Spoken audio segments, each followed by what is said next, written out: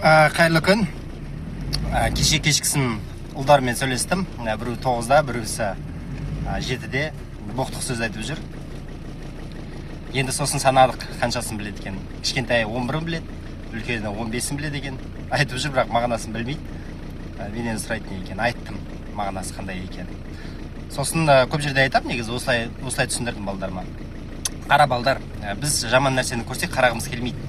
Енді мұрынбоқ деген нәрсе бар, мусордағы бір нәрселерді көрсек қарағымыз келмейді, көзімізді алып кетеміз. Иә. Сосын жаман иістер, сасып кеткен жаңағы, не болсын, заттар болсын, болмаса жел болсын адамнан шығатын. Соны ескерген кезде біз өзіміз жағымсыз сезінеміз. Не қылмайды, ұнамайды. Тура осы секілді құлақтыңда бір сасығы бар, ол боқтық сөз. Егер де сен боқтық сөзді айтып үйренсең, оны соны қалыптасасың.